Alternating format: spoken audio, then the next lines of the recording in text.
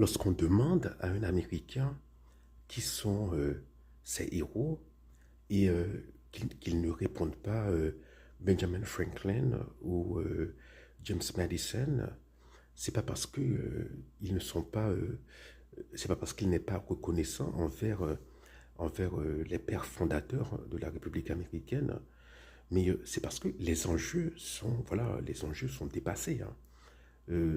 Voilà, ce ne sont pas les mêmes enjeux.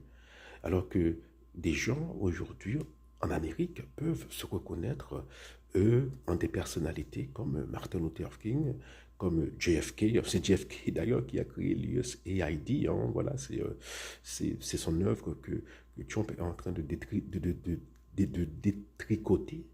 Voilà, donc c'est parce que il vous cite des gens qui ont, qui ont fait des choses extraordinaires et dont les enjeux sont plus proches voilà, de leur quotidien, de leurs inquiétudes quotidiennes, etc., de leurs soucis quotidiens. Et c'est pas par manque de reconnaissance envers les vieux, quoi. C'est pas. Donc, voilà, je ne dis pas que nous devons abandonner notre révérence envers Dessalines ou Capois-Lamour ou toutes nos vertus, hein, mais ce que entre-temps, il y a eu 200 ans d'histoire. Et il est vraiment improbable qu'au cours de ces 200 ans d'histoire, qu'il n'y ait pas eu de personnalité qui arrive euh, euh, à la hauteur de ces gens-là. Euh, Prenons par exemple l'exemple de Lincoln. Lincoln, eh bien, c'était quelqu'un c'était un chef d'État à la hauteur de George Washington. Non. Voilà.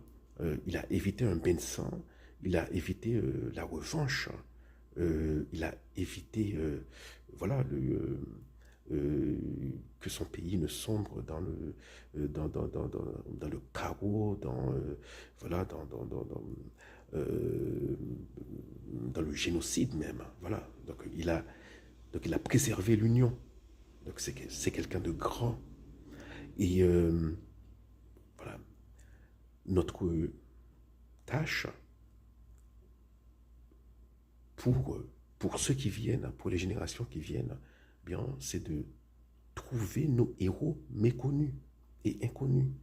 Ils existent. Il y en a maintenant, probablement. Voilà.